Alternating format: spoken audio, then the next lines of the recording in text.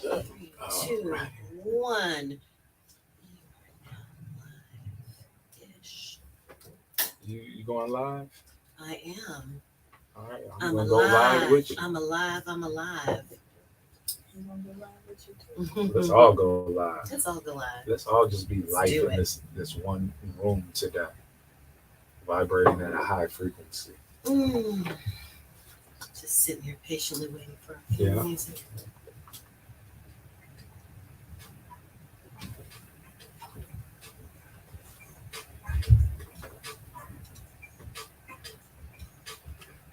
You're listening to KGPC 96.9 FM Oakland and streaming online at www.kgpc969.org.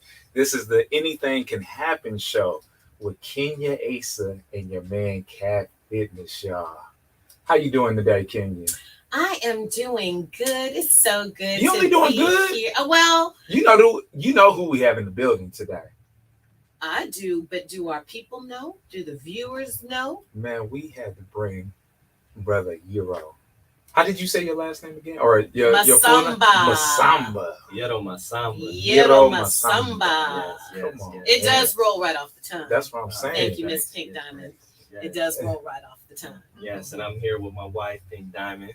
Can you, for those that may have not seen the first episode where you were on, can you tell our viewers a little bit about who you are and what you do in our community out here in the Bay Area?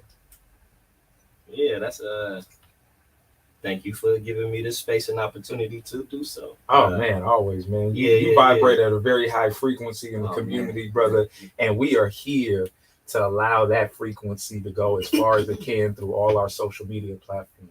You know what I'm saying? Yeah, man. I'm pretty much the voice of the streets out here in the Bay Area in Oakland. I'm a community leader, spoken word artist, street poet. I'm opening up with some good group of individuals, grocery store fighting food apartheid. Yes. In Deep East Oakland. The grocery store is called the Deep Grocery Co-op. How did that come about? I mean, you told us, I think the first time you came through, a little bit how this idea came about, but can you feel the viewers that are just tuning in more so how you came across this idea of, like, Deep East Oakland? They not getting, they got the McDonald's, they got the Popeyes, but we don't got the churches. Definitely got the churches. Chicken.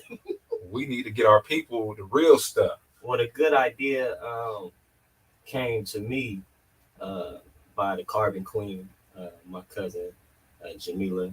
She was working with organizing the Deep Grocery Co-op before I came along.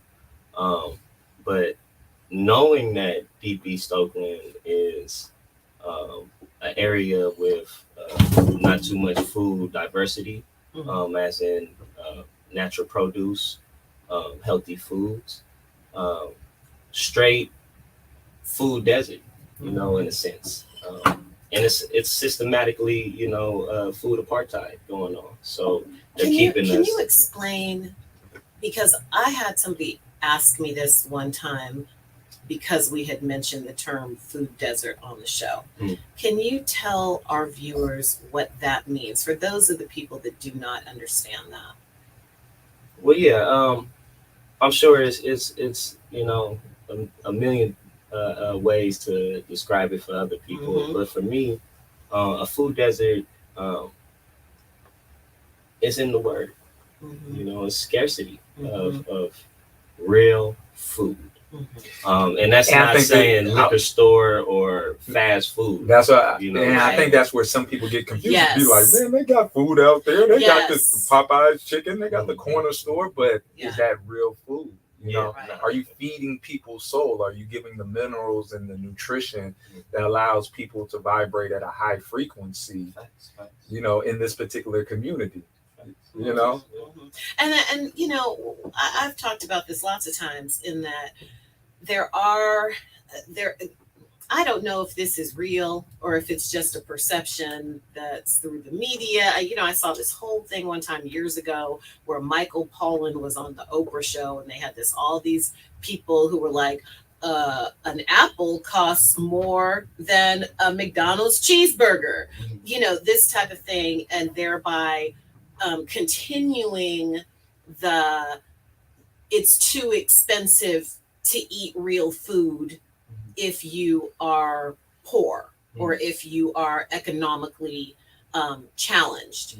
Can you speak to that? Because I wonder if that's real or if that's not sometimes, It can be real, and the truth in that is really from the system,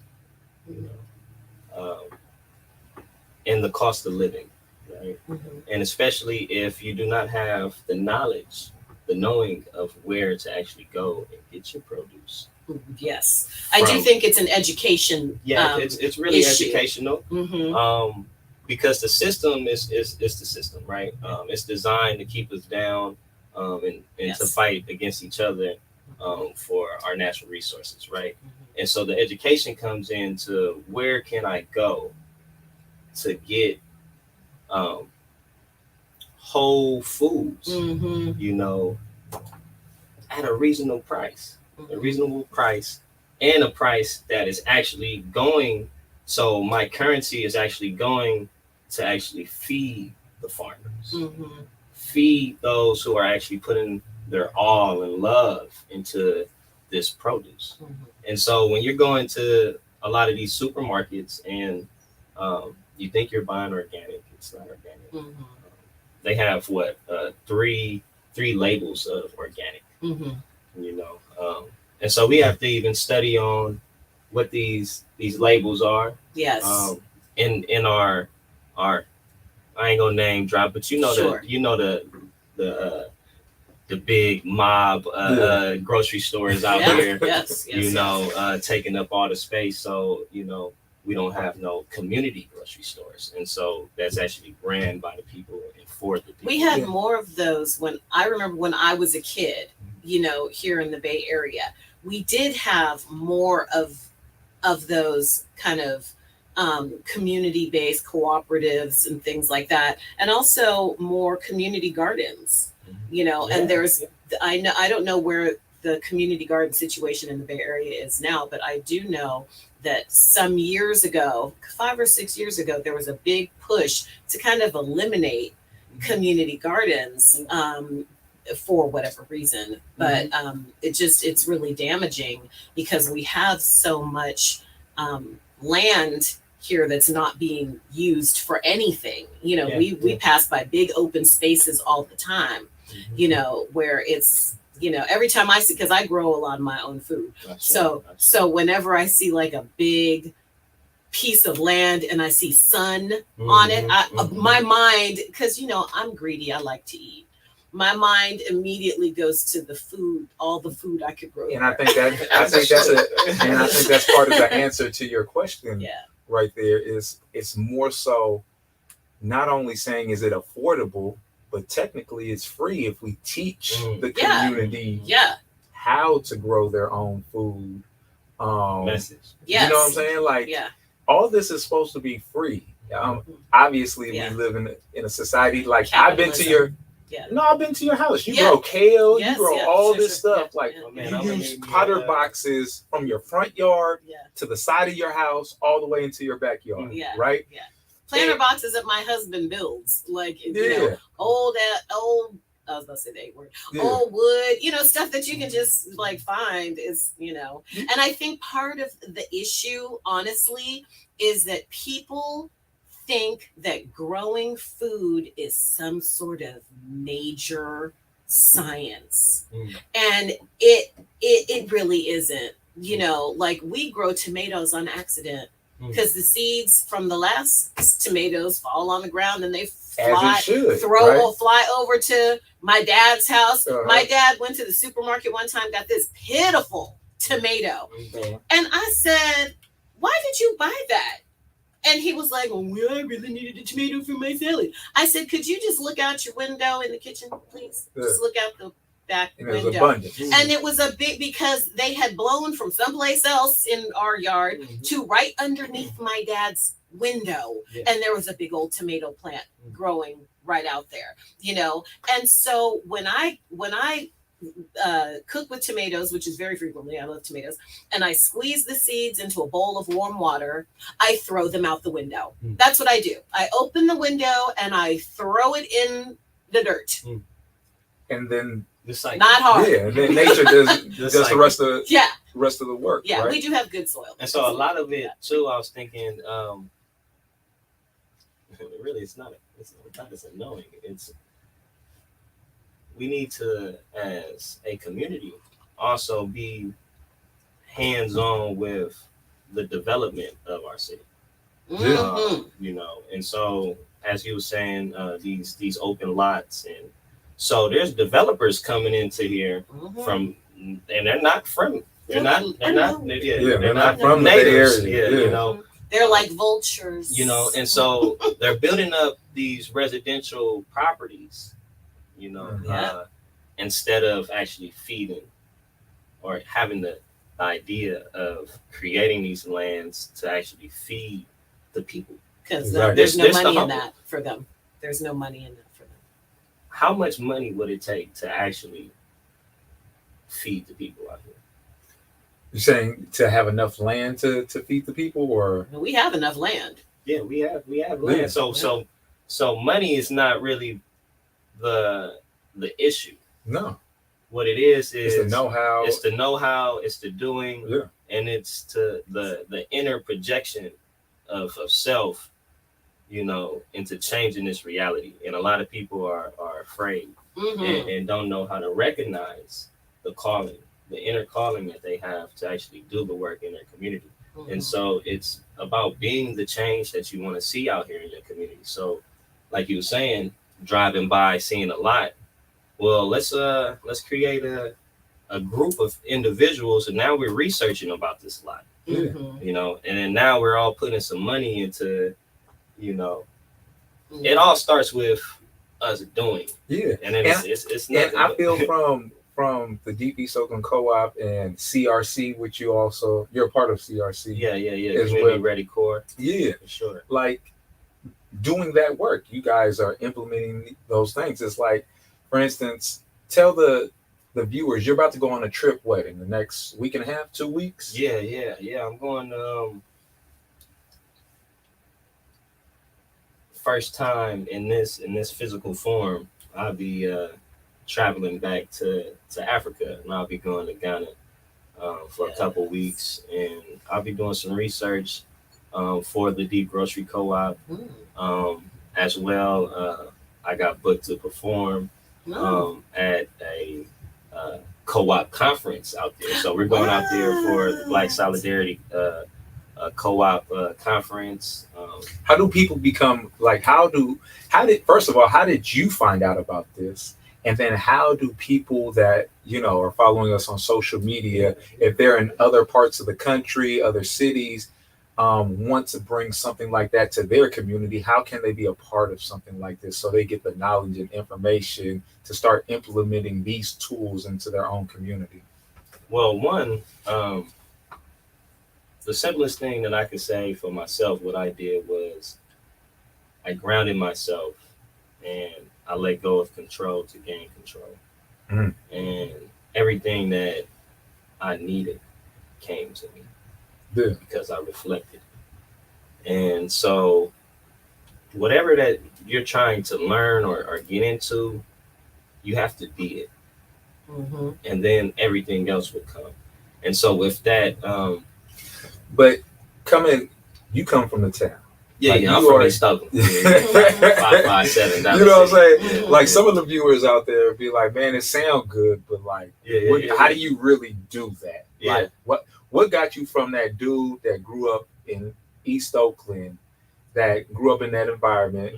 For those that know, you know, East Oakland in general, in different parts, it is very active, right? In the sense of like, you know, violence within its own community and everything. How did you get to a space where you were able to see that within yourself to better understand, like, okay, I have to get out of my own way to be able to attract the things that I need to manifest the world that I envision moving forward?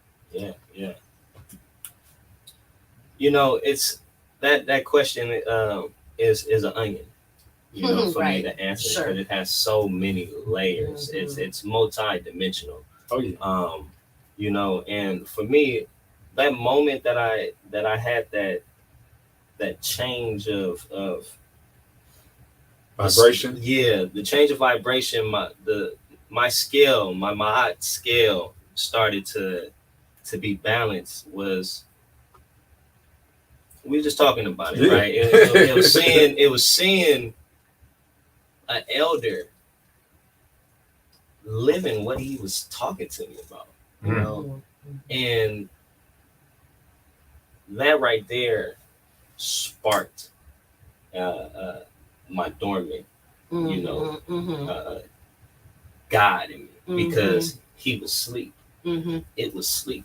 And so OG put me on plant-based lifestyle, you know, the self-healing, you know, at 19. And at this time I had just, you know, left trying to be in the medical industry and just got a distaste for the corporation, you know, the mob of it.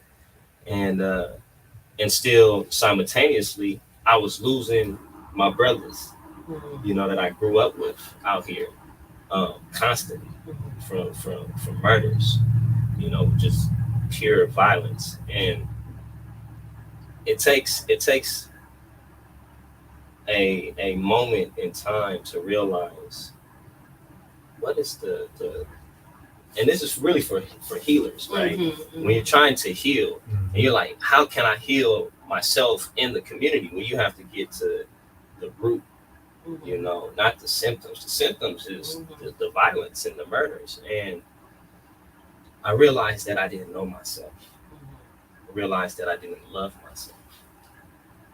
And the reason why my life was going the way it was going was because of how I was treating myself.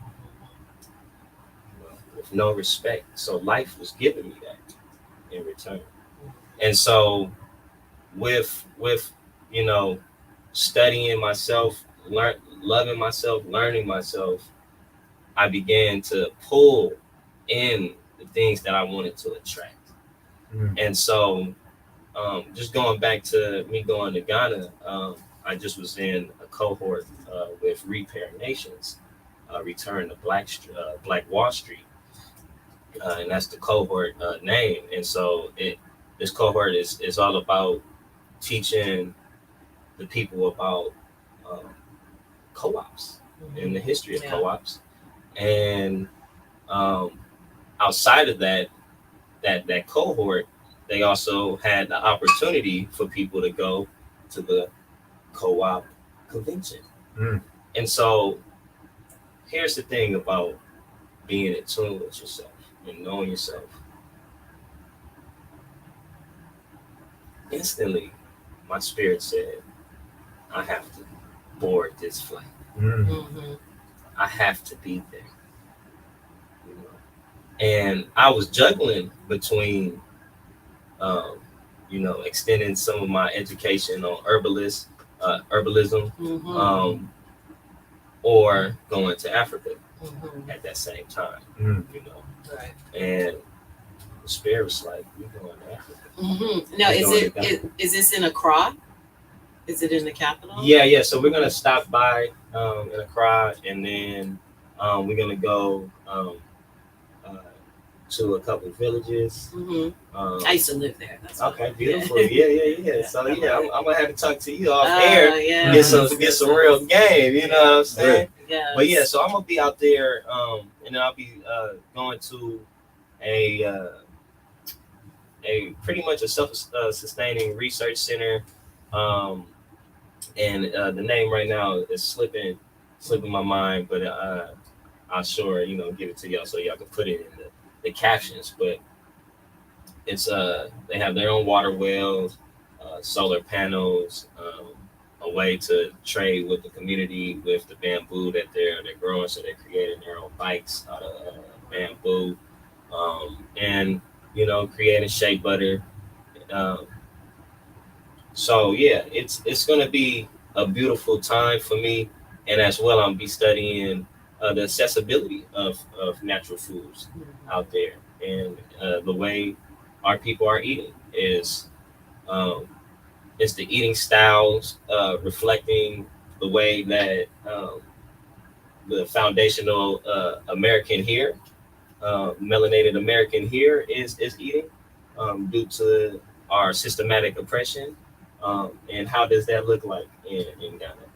Yeah, I mean, when I was a kid and we lived there, it was really interesting because that's the first time I ever when I was young, even before we moved to Ghana, like we had like an apple tree in the backyard, right? So my mom would like make apple pies from the tree in the backyard and stuff like that. But then when we went over there, it was like every day my food came from the yard.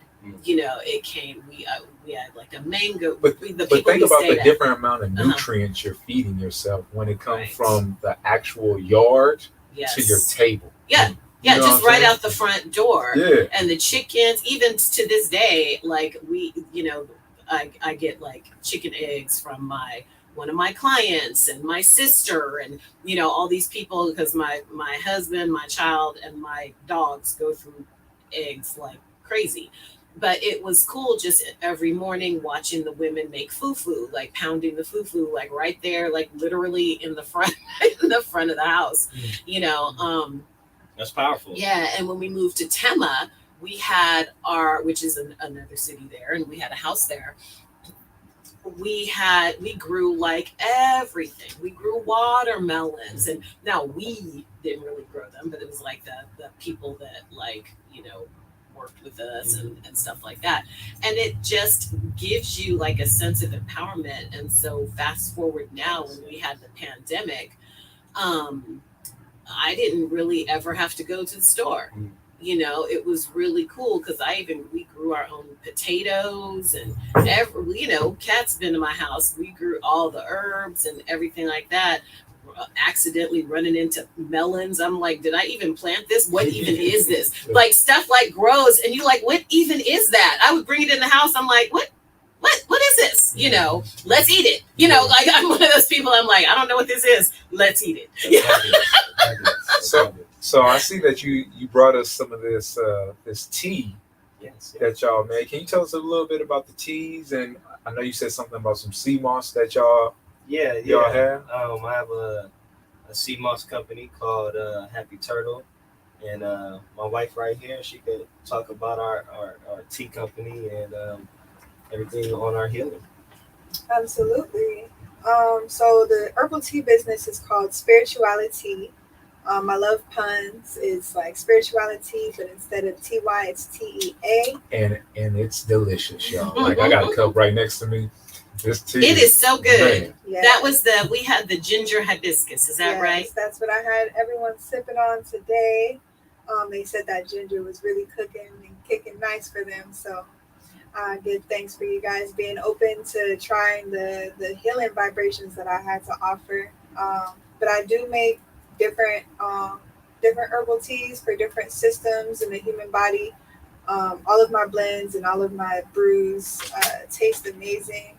That's very important to me, but what's more important is the healing. So everything that that you get from spirituality will have a purpose and an intention to heal something. So and me and Kat, we did. Ladies first. Talk twins.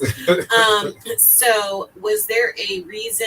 I'm just taking the tea we just drank for an example. Was there a reason why you put ginger and hibiscus together? Absolutely, that's a great question. I actually started out with a elderberry ginger tea that I was doing.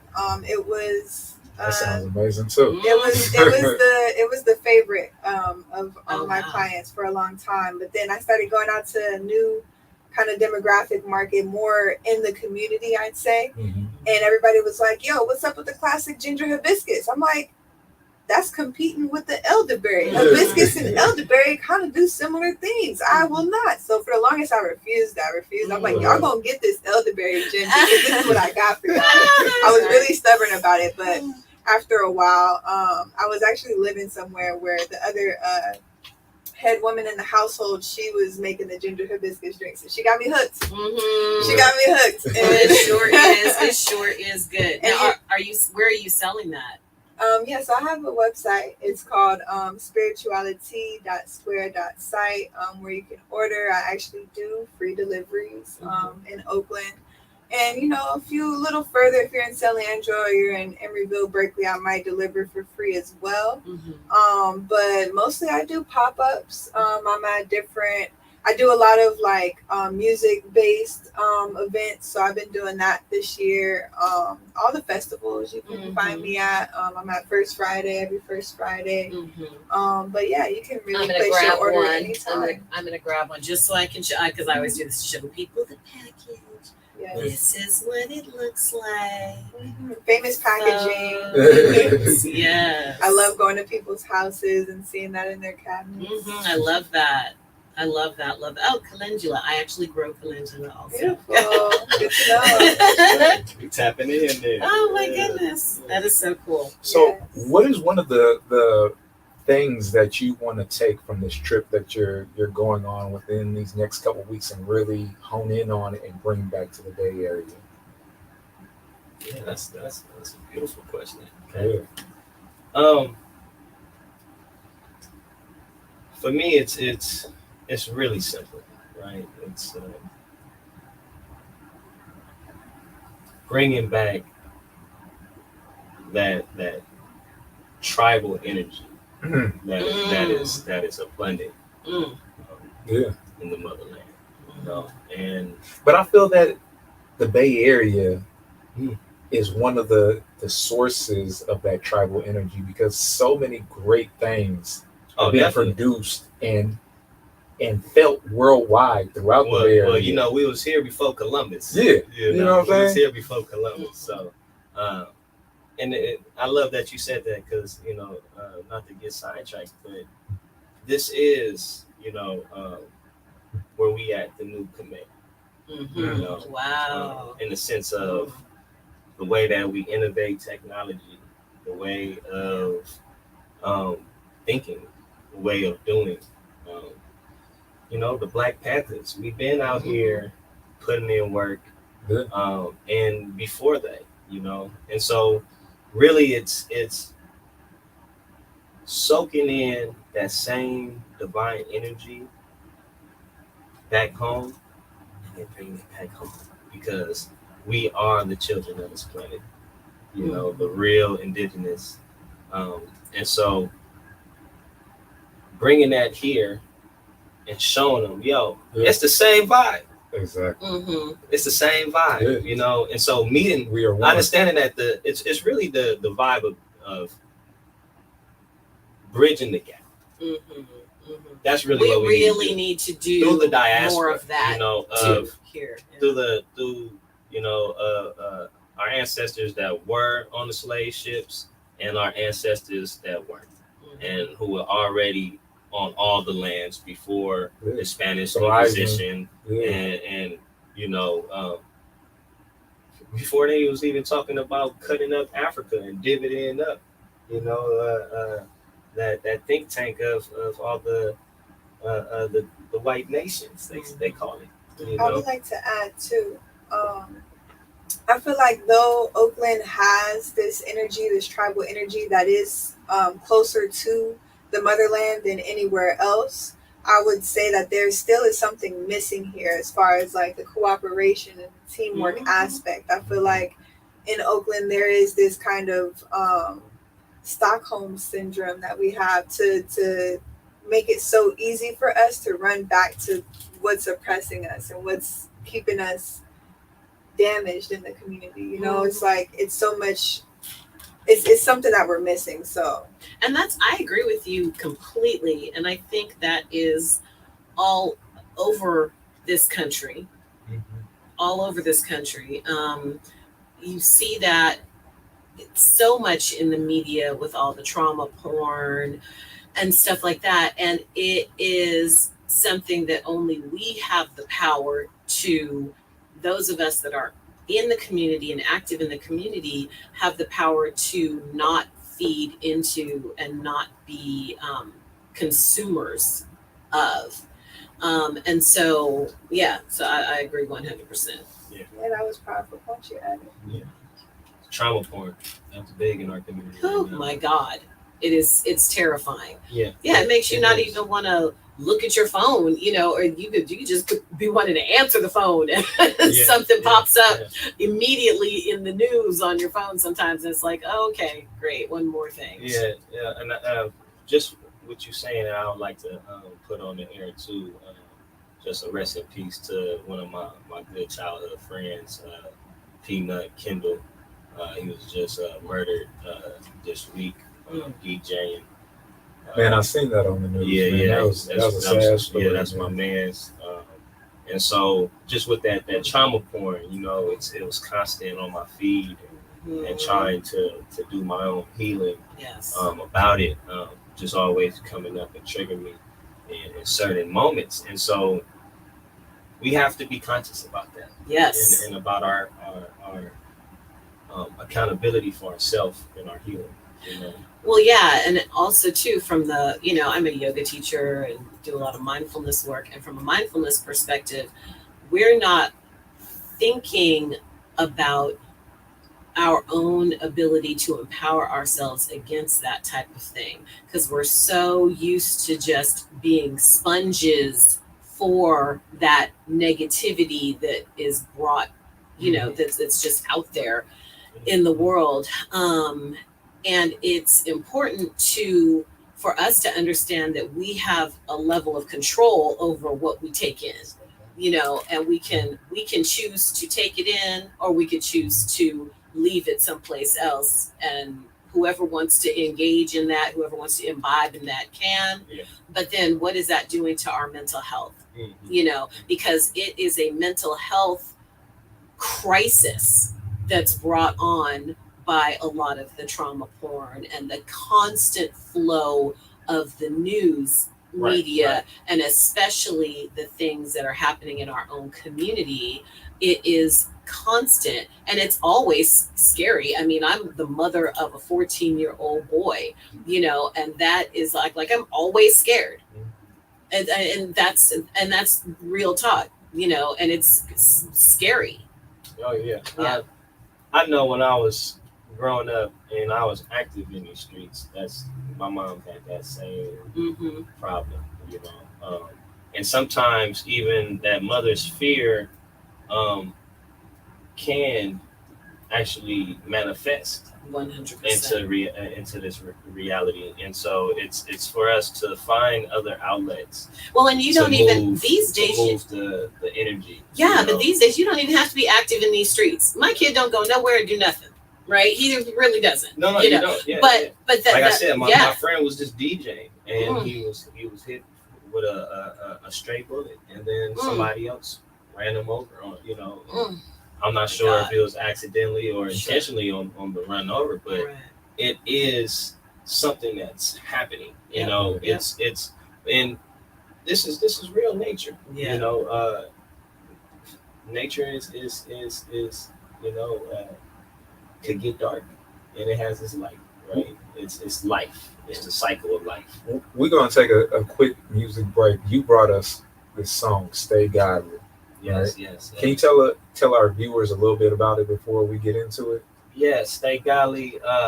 It's a record that I cut with one of my producers, El Chemist, out of Rally Up Production, and it's pretty much just stating the fact of how society wants to keep us down, and as a people, as a melanated people, we live in our higher self and we project greatness into our reality, and we are the controller of our destiny. And so it's taking that truth, our divine truth and knowledge, into our own hands and applying it. Man, that's enough said. Let's get into it. Stay godly, y'all.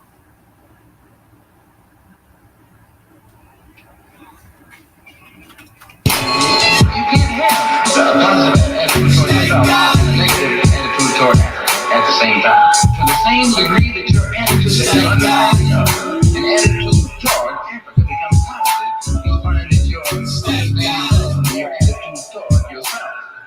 so we can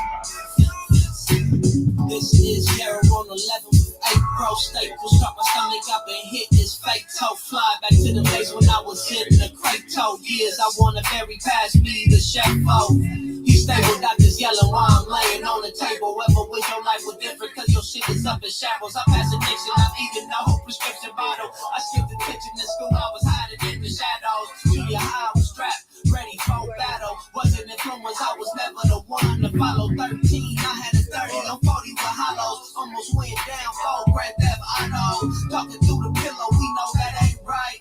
Hate you in the end zone, how they sleep at night. Don't say it in your face, but be quick to type. If you keep it 100, you might keep your life, so stay God. 3/5 of a human and I'm still divine, stay God. 3/5 of a human and I'm still divine, stay God. 3/5 of a human and I'm still divine, stay godly. 3/5 of a human and I'm still divine, stay the master ceremonies, I rock the crowd. I love macaroni, I got cheese all around. I'm a heavy smoker, I smoke by the pound. I stay true to myself and who I'm around. Tired of struggle, tired of being tired. I like a peace, that's what I fantasize. I feel like I'm stuck in this ghetto life. You couldn't buy my soul, it doesn't have a price. I don't know where I'm going in this afterlife, but I know I'm dope, put me in a pipe.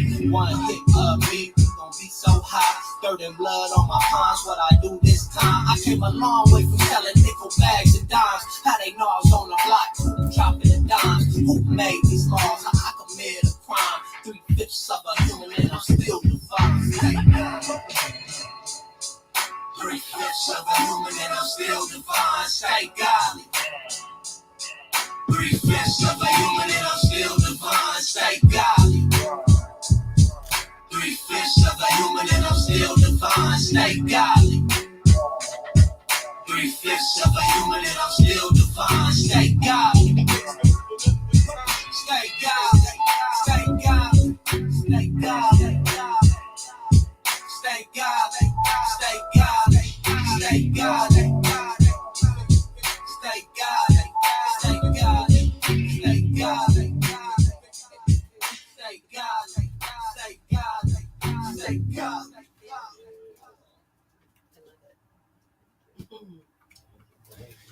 You're listening to KGPC 96.9 FM Oakland and streaming online at www.kgpc969.org. This is the Anything Can Happen show with Kenya Asa and the man Cat Business. We got brother Yero in the building, and that was Stay Godly, y'all. Yes. Oh man, that's the new slapper, huh? Yeah. Video coming out tomorrow. Oh. Dropping tomorrow at 6. Shot by my man We the Party Sean from Pro Exclusive. You know, and that's one of many that I got coming out this year. I just dropped another single. What's the name of that project that you just? Those are just a singles. You know, okay. Just dropping some hot singles for the people, keeping them ready, getting them in their mind, warmed up for the next albums that's to come. Now, where are they going to find this video that's dropping tomorrow? Yeah, this video is going to be dropping on YouTube. So you could go ahead and type in YERO Stay Godly. And as well, I just dropped a hot single with a international reggae artist from Brooklyn in Jamaica by the name of Tough Like Iron. So we have a song out called Vibin'. So go ahead and stream that. Was that the sample I got to hear? Did you send me? That's the one. And that just came out too. Right? Yeah, that just came out too. Last week we just dropped there's a music video out right now. It has around 10K in views as of right now. So go ahead and run those views up for your boy. You know, like 10 days? So about like 8, 9. Yeah. So what made you come up with the stay godly concept, man? Like, why is it important for people to stay godly?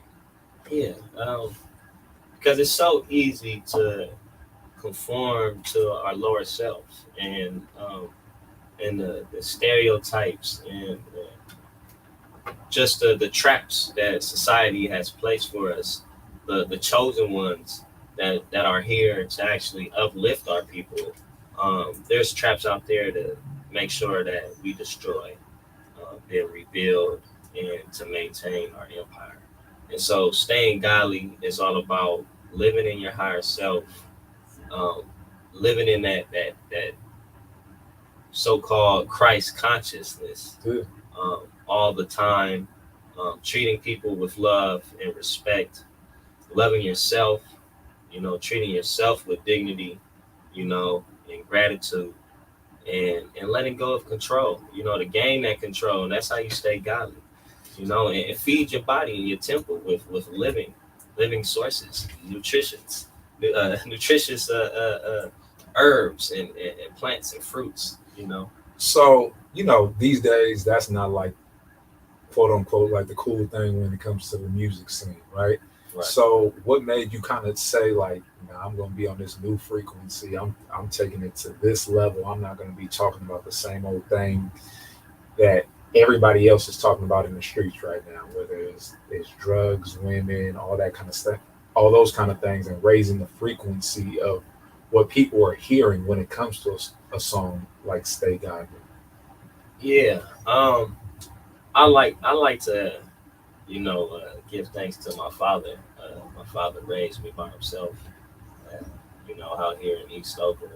And he laced me up with game himself, and throughout my journey, I've strayed away from that path, but that journey has been, placed there. That path, but the foundation is right, there. Right. And so, I started rapping. I dropped my first album at 7 years old, and as a young star, I was already spitting positivity. I was already doing community work. I've been doing community work since I was 7. And past that in the womb, my mom and my dad had a rap group out here in Oakland, and through her pregnancy, she rocked stages with me in her womb. Wow. And they did community events with me in her womb. So I've been, out here. So what it is understanding that what's my purpose, and I am here to shed light on the lifestyle of our brothers and sisters that's living in Babylon, for lack of words, and I'm here to shed light on different paths that you can take. But here's the thing, because a lot of our artists have this already into their minds and hearts, but a lot of times to get out of your city to make, some noise, you have to conform to you have to glorify. Yeah. It's a thing of glorification, and so what my approach is not to glorify, but to spit facts. And some of my tracks may not be as uplifting, but they're facts, and they're built to teach, and not to glorify the lifestyle of those who are living in their lower self, but showing that sometimes if you keep your Buddhist heart, you can keep the demon's palm. And that's a reference to out here living in your higher self, but also being into environments that are may not reflect high level vibrations. And so to meet the people where they at, you have to go ahead and get into the mud, into the trenches, be in those streets, and meet the people where they at, and show them that, hey, I am just like you. I'm a reflection of you. I come from the same soil, the mud, the problems. So how did I change? Well, and that's creating and when change I changed, from within. you could and you could do it. Yeah. And it's really setting examples, for our younger generations to see that there's somebody that's, have the dreadlocks, that has the tattoos, that has this this persona or swag or looks nice, looks expensive. Everybody want to look fly, right? But still has dignity, still is gold within. So a lot of people are chasing the gold that's outside, but you have to, and so you have to figure out and find that gold that's here and refine it, and keep working at it and changing. And if you can't find that gold, find that steel that's there that got you so hard out here in the streets, and be an alchemist, and realize that steel is the warrior mentality and not this gangster ideology that has been placed on you to destroy your community. Man. Woo! Brother, you out here, you living it, you raising the frequency of the community, and I always appreciate you coming through the studio, man. And just like you said, it's one of those things, it's more so not necessarily like preaching and just telling people what they need to do, but being a living example of it. You know what I'm saying? Like, a lot of people talk about what's going on and what needs to be changed in the community, but how many people are actually taking action, right?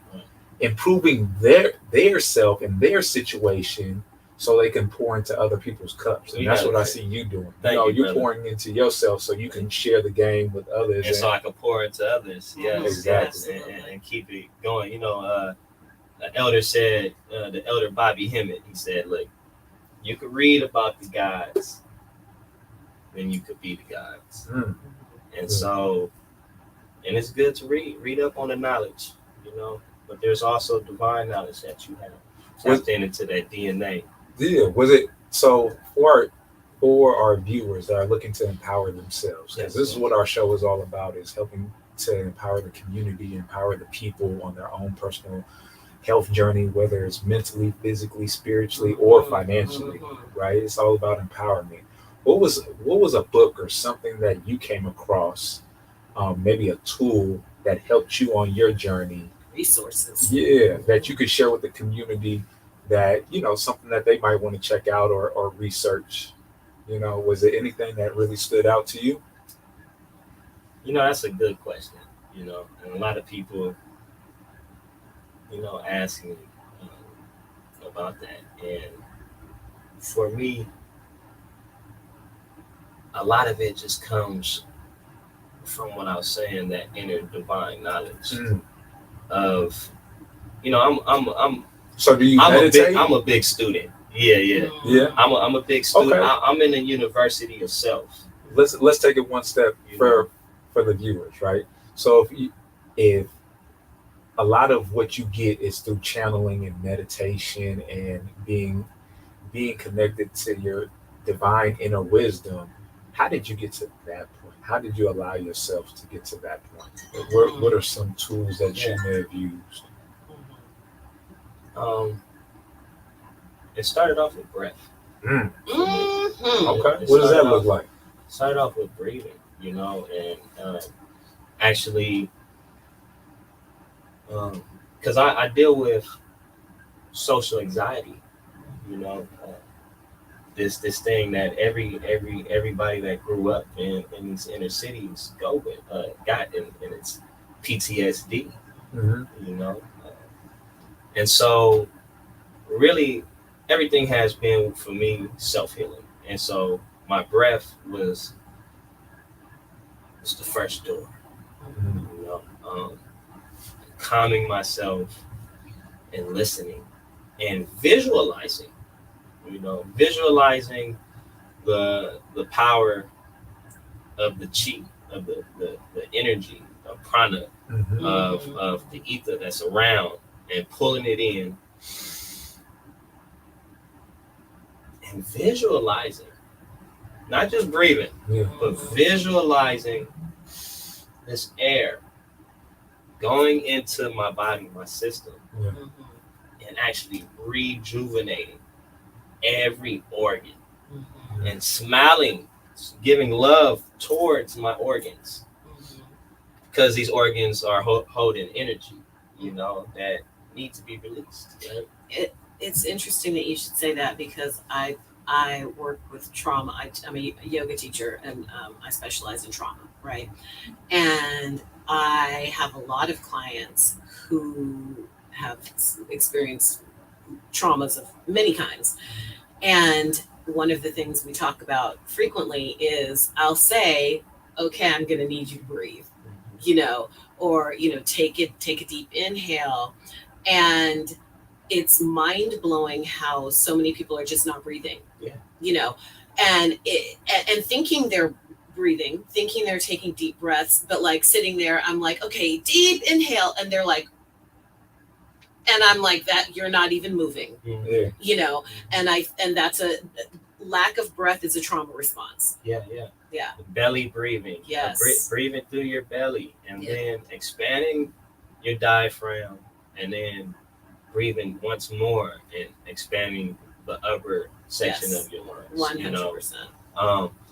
And while we was talking, it's funny when you said about a book, and one book the Spirit just told me to bring up, and this is a book that I snuck out off of my father's library as a kid. I was in around the 3rd grade, and I was bringing this book.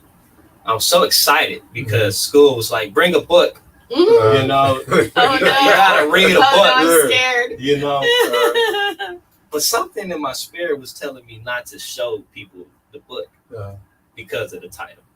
And so the title is called, and excuse my French, From Niggas to Gods. And From Niggas to Gods is a book by a brother named, I believe, Akil. And that book talked about, and mind you, I'm in the 3rd grade, this book talked about how the government set up the ghettos and the nigga mind. And so this is a book that I was reading in the 3rd grade, and one book reading session, my teacher walked around and I didn't have the cover hiding good enough. And she looked at that book and called my father. Said, yeah, your son got this book called From Niggas to Gods, and it's inappropriate. And it's so funny because just a month or two. What's inappropriate about that, though? No, you know, but they didn't want the other Asian kids or any other anybody else to see the word nigga. Right. You know what I'm saying? Right. And it's so funny that same year, I went to the Million Man March. Wow. Oh my goodness. Yeah, and just I remember DC. when that happened. Yeah. So this was and it's so funny because before I was born, the same year, my dad went to the Million Man March, and on his way back, he found out that my mom was about to have birth, or it was going to have me, and then he brought me back to the Million Man March. So my whole life, I've been around, Black liberators, and just seeing that and being encouraged by that from a young age. And so I always knew what my purpose was at a young age, but I also knew that I had to gain experience so I could reach those that I need to reach. And to get these stripes of experience is that the key to having others know that you come from the same walk of life. And real talk, I was just talking to one of my healers, Dr. Queen, and we was talking about, because she's doing acupunctures, and the point of really just letting go and telling your body that it's okay to release all that trauma that you hold, so you can actually be the healer that you're meant to be. And a lot of our community is not even around healers who reflect it. Right. And so knowing that we're healers, we have to get back into our community and start working with those who are us, you know? Yeah. It's funny because, what was it? Was it 2 weeks ago now? An organization called Be Imaginative, Yes. ran by Miss Aisha Walker. She did a private event for those healers. For, I don't know if you've ever heard of Flow House Oakland. Oh, They did a private I event teach there. they did a private event over there for healers, right? Because healers go into the community, they pour into the community, but who pours back into the healer? Right. And we have to seek that too. Also, have to seek it, which we are not really trained to do ever. Oftentimes in my generation we definitely were not, but it's groups like Be Imaginative and places like communities like Flow House, which I love, that kind of remind us that we are worthy of that, that we are worthy of that attention and that healing also. Because if you're giving to your people, you just deplete yourself. You have to find that time out your day to ground yourself and to fill back into that cup, and to also find trust. You gotta start reflecting or projecting your true self so you could get back really what you need. And the people that's out there to help you, they're there. They you don't gotta look too hard, you just have to know what you're looking for. So before we let you go today, real quick, just to give our viewers and people out there an idea, how do you pour into yourself before you get your day started, going into the community and doing the work that you do? What does that look like for yourself?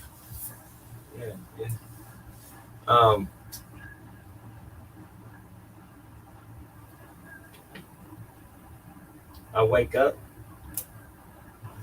and I breathe. That's my friend. You gotta breathe, right? I take some breaths, and I look at my pure reflection of myself to the right.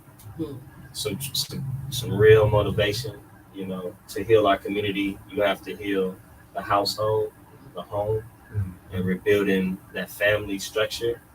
And I accomplish small tasks. So like waking up and brushing my teeth. Yeah. Accomplishment. Come on. Using the restroom, making sure I use the restroom.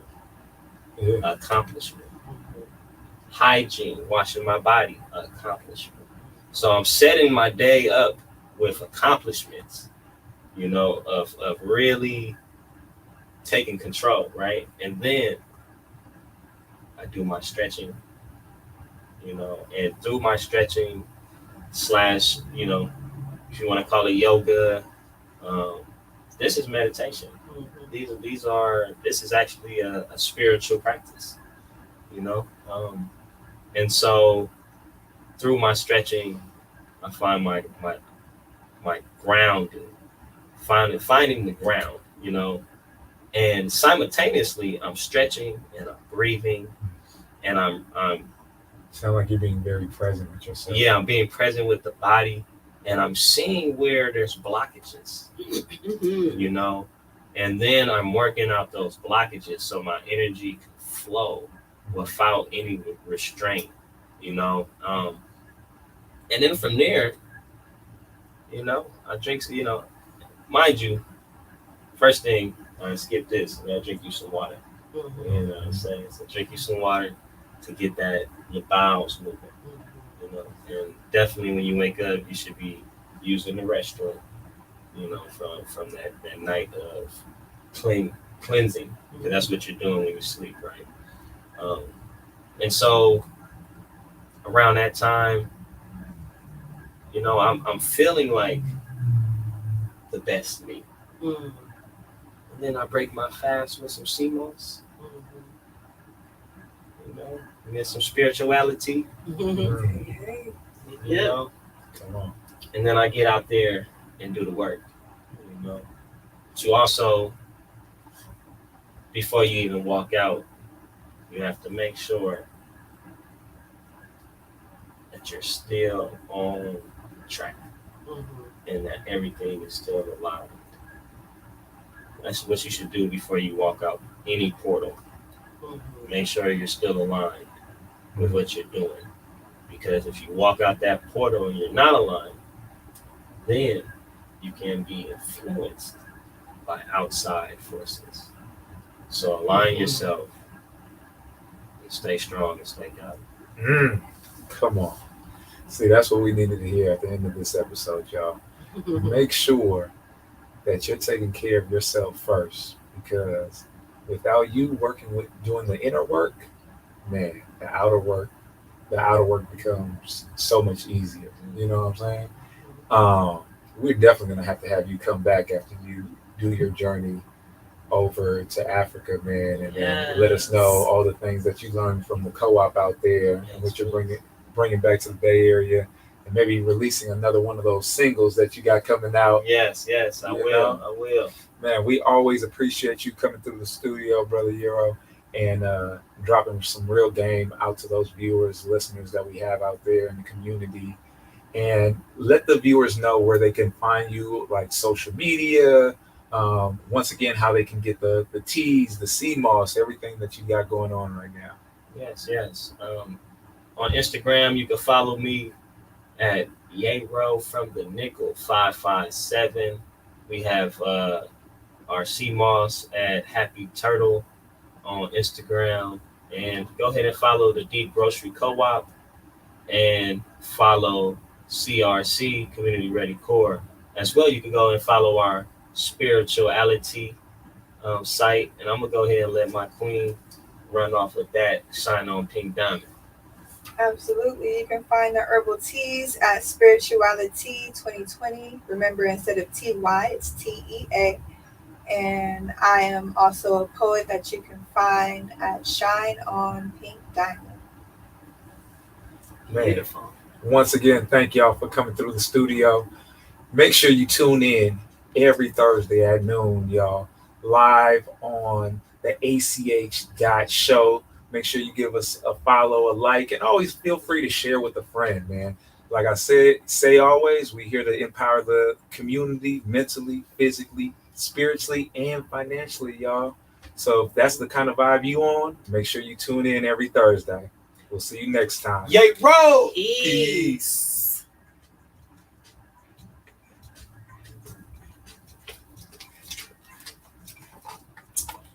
Thank you, everybody, for coming. We're going to get you to do a drop real quick, just like last time. Love y'all. Man. See you next time. Y'all know what it is. Yeah. Man. Another amazing episode in the books. Awesome. Absolutely. Peace, y'all. Have you come on?